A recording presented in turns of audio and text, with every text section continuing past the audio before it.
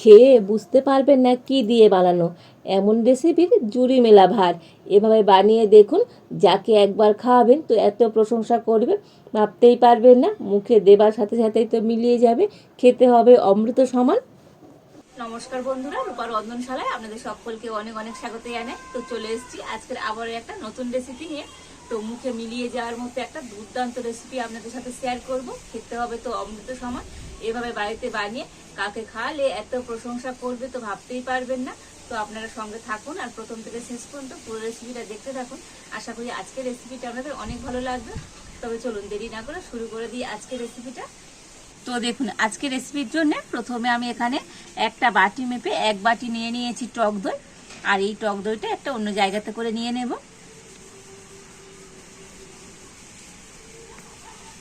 ওই একই বাটি মাপ করে নিয়ে নিয়েছি 1 বাটি গুঁড়ো চিনি। দিয়ে দেবো চামচে 2 চামচ ঘি। তো এখানে ঘিয়ের পরিবর্তে আপনারা বাটার কিংবা সাদা তেলও দিতে পারেন।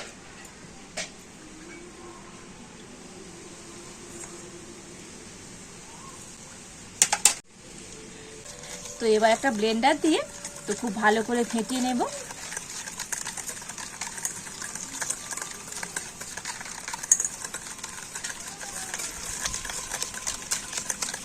তো মোটামুটি সমস্ত কিছু আমি 10 মিনিট ধরে খুব ভালো করে ফেটিয়ে নিয়েছি। তো এখানে আপনারা গোটা চিনিও নিতে পারেন।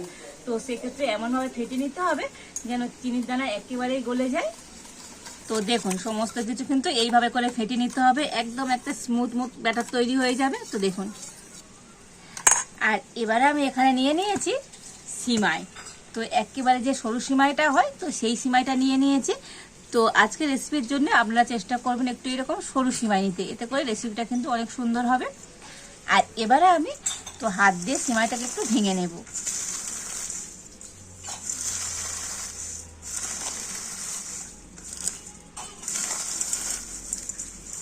তবে এটা কিন্তু ভাজা সিমাই।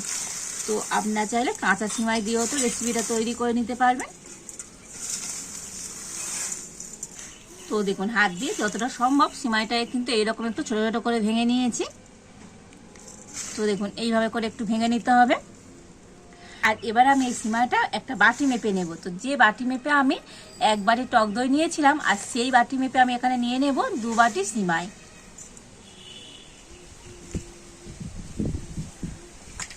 আর এই ব্যাটারের মধ্যে এবার দিয়ে দেব।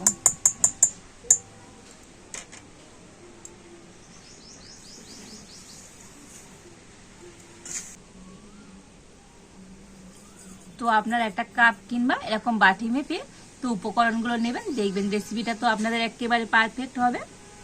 আর এবার আমি এর মধ্যে দিয়ে দেব নারকেল কুড়ো। তো যে বাটি মাপ করে আমি সমস্ত উপকরণগুলো নিয়েছি, আর সেই বাটি মাপ করে নিয়ে নিয়েছি হাফ বাটি নারকেল কুড়ো। তো আর এই রেসিপিটার জন্য তো আপনাকে চেষ্টা করবেন নারকেল কুড়ো দিতে, এতে করে রেসিপিটা খেতে তো অনেক সুন্দর লাগবে।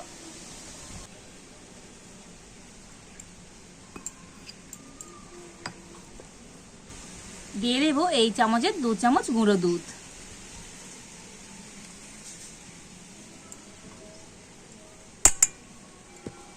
আর দিয়ে দেবো 1 চিমটির মতো লবণ। আর এবারে আমি সমস্ত উপকরণগুলো হাত দিয়ে মেখে নেব।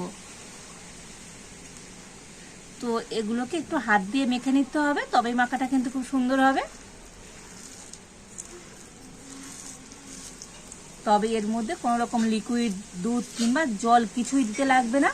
এই যে দইয়ের মিশ্রণটা আছে এর মধ্যে কিন্তু এই সিমাইটাকে ভালো করে মেখে নিতে হবে।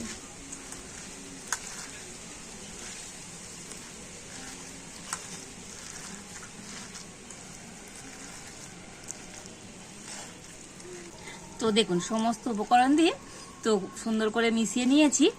আর ব্যাটারটাকে দেখেই বুঝতে পারছেন কতটা ঘন আছে। তো এইরকম একটু ঘন করে ব্যাটারটাকে তৈরি করে নিতে হবে, খুব কিন্তু পাতলা ব্যাটার হবে না। তো দেখেই বুঝতে পারছেন, দেখুন। আর এবার আমি এই ব্যাটারের মধ্যে দিয়ে দেব এই চামচের হাফ চামচ বেকিং পাউডার। আর তারও অর্ধেক দিয়ে দেব বেকিং সোডা। মানে যতটা বেকিং পাউডার তার অর্ধেক বেকিং সোডা দিয়ে দিতে হবে। আর দিয়ে দিচ্ছি অল্প একটু এলাচ গুঁড়ো।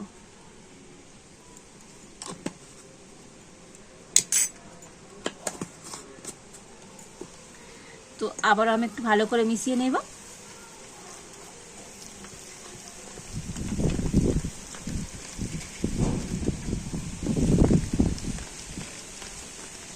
তো হাত দিয়ে একটু এইভাবে ফেটে নিতে হবে।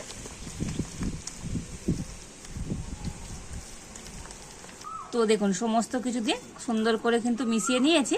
তো আজকের আমার এই ব্যাটারটা কিন্তু একেবারে রেডি। আর এবার আমি একটা এরকম চৌকো শেপে পাত্র নিয়ে নিয়েছি। তো আপনাদের হাতের কাছে যেমন বাটি থাকবে তো সেই বাটিতেই তো এই রেসিপিটা তৈরি করে নিতে পারবেন। আর এর মধ্যে এখন আমি দিয়ে দেবো একটুখানি ঘি।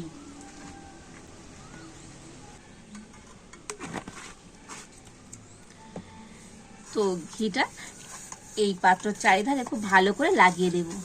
তো এখানে আপনারা ঘিয়ের পরিবর্তে সাদা তেলও দিতে পারেন।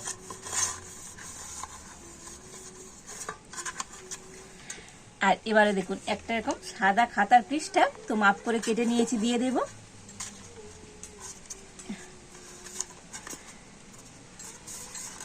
আর এই পৃষ্ঠার উপরও একটুখানি এইভাবে ঘি লাগিয়ে দেব।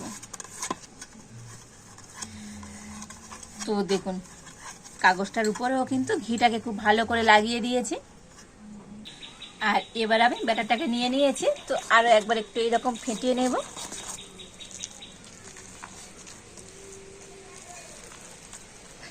আর এবার আমি এই ব্যাটারটাকে কেক টিনের মধ্যে নিয়ে নেব।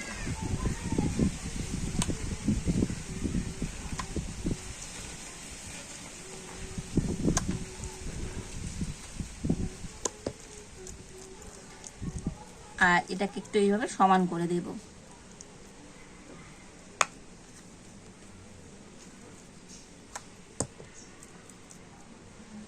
তো একটা ছোট চামচ নিয়ে নিয়েছি। তো ছোট চামচ দিয়ে এইভাবে করে একটু আমি সমান করে দিচ্ছি।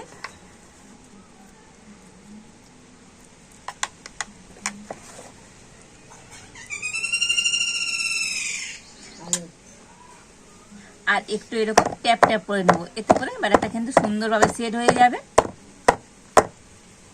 আর এবারে আমি উনুনটা জেলে উনানে একটা কড়া বসিয়ে দিচ্ছি। আর কড়াতে দিয়ে দেব জল।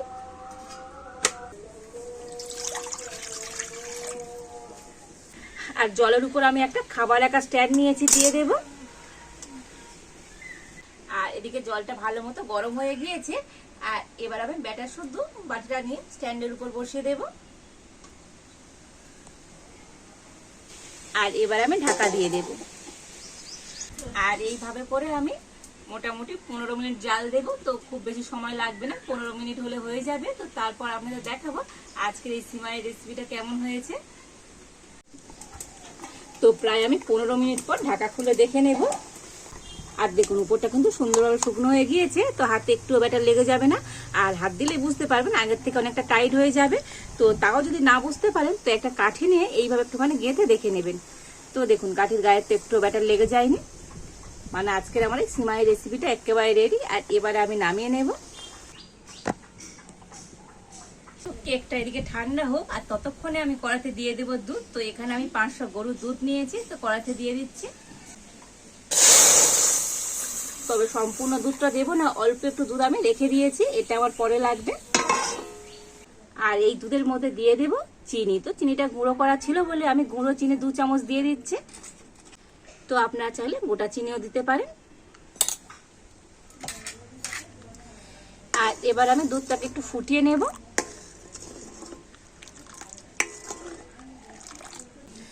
আর এবারে যে একটু দুধ আমি রেখে দিয়েছিলাম এই দুধের মধ্যে দিয়ে দেব 1 চামচ কাস্টার্ড পাউডার। তো কাস্টার্ড পাউডার দুধের সাথে ভালো করে গুলে নেব। তো ঠান্ডা দুধটা এই কারণে তুলে রাখলাম, তো কাস্টার্ড পাউডার তো ঠান্ডা দুধের মধ্যে গুলতে হয়, গরম দুধের মধ্যে গুললে তো কাস্টার্ড পাউডার গুলবে না, ডেলা ডেলা হয়ে যাবে। তো দেখুন দুধের সাথে কাস্টার্ড পাউডারটাকে খুব ভালো মতো গুলে নিয়েছি। তবে দুধটাকে কিন্তু খুব বেশি ফুটিয়ে ঘন করে ফেলা যাবে না। তো দুধটা একটু ফুটে গেলেই হবে। তো দুধটা ভালো মতো ফুটে গিয়েছে। আর এবার আমি এই দুধের মধ্যে দিয়ে দেবো কাস্টার্ড পাউডার মেশানো দুধটা। তো কাস্টার্ড পাউডার মেশানো দুধটাকে একটু এইভাবে নেড়ে নেব। আর এবার আমি এই দুধের মধ্যে দিয়ে দেব। তো এইভাবে দিয়ে একটু নাড়াচাড়া করে নেব। আর এই কাস্টার্ড পাউডার দুধের মধ্যে দিলে দুধটা একটু তাড়াতাড়ি ঘন হয়ে যাবে, আর দুধের দেখতে যেমন সুন্দর, খেতেও দুর্দান্ত লাগবে।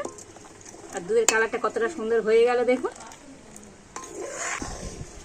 তো কাস্টার্ড পাউডার দিয়ে তো দুধটাকে একটু ফুটিয়ে নেব, মানে একবার ফুটে উঠলেই হবে, তবে দুধটাকে কিন্তু আর বেশি ঘন করা যাবে না। তো দেখুন এইভাবে করে কিন্তু ঘন করে নিতে হবে। আর এবারে আমি এই দুধটাকে নামিয়ে নেব।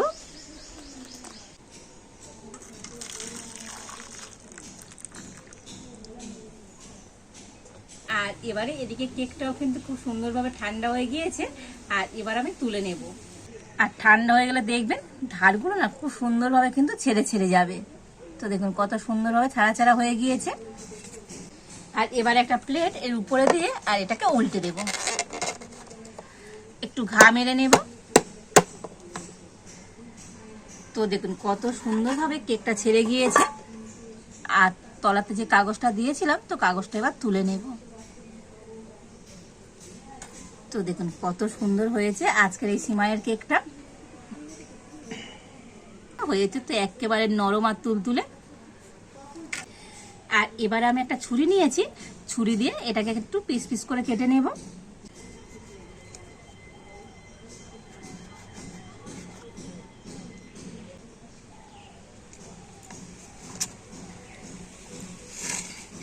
তো এই সাইড দিয়ে আবার আমি একইভাবে কেটে নেব।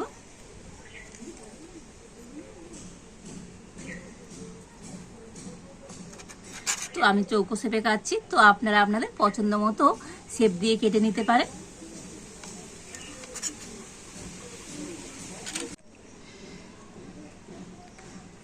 আর দেখুন কতটা সুন্দর হয়েছে, দেখেই বুঝতে পারছেন সাইডগুলো একেবারে হয়েছে জালিদার স্পঞ্জি।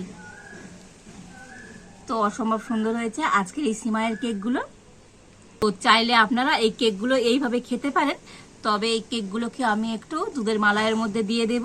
তো যে মালাইটা তৈরি করে নিয়েছি, তো এই মালাইয়ের মধ্যে দিয়ে দেব। তো মালাইটা গরম আছে, তো গরম গরম মালাইয়ের মধ্যে কিন্তু এই কেকগুলোকে দিয়ে দিতে হবে।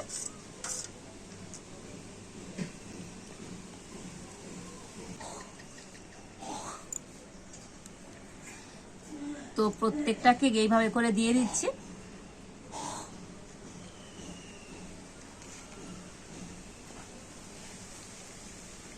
তবে মালাইয়ের মধ্যে খুব বেশিক্ষণ রাখবো না, তো একটু এদিক ওদিক করে নিয়ে, মানে এপার ওপার করে নিয়ে কেকগুলোকে তুলে নেব।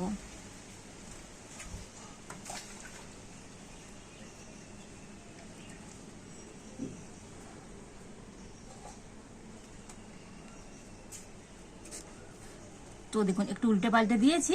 আর এবারে আমি কেকগুলোকে একটা প্লেটের মধ্যে করে নিয়ে নেব।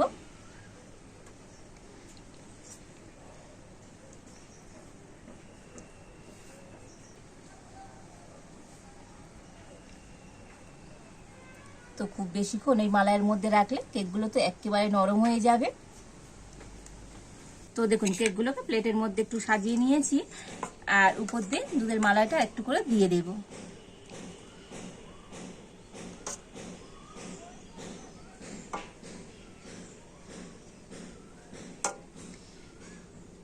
তো দেখুন মালাইটা তো উপর দিয়ে দিয়েছি, আর উপর দিয়ে একটুখানি করে আমি দিয়ে দেব ড্রাই ফ্রুট। তো ড্রাই ফ্রুট বলতে এখানে আমি একটু আলমন্ড বাদাম কুচি আর পেস্তা বাদাম কুচি নিয়েছি, তো দিয়ে দিচ্ছি।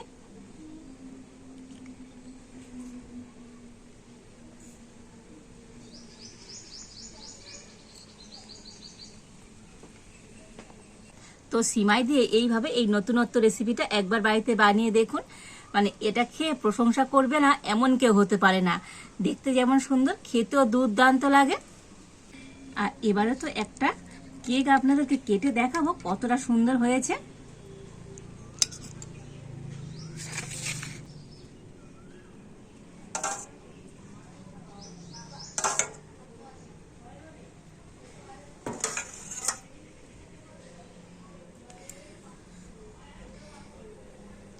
তো দেখুন হয়েছে একেবারে নরম তুলতুলে, কতটা মজার হয়েছে আজকের এই সিমাইয়ের মালাই কেকটা। তো দেখুন অসম্ভব সুন্দর হয়েছে।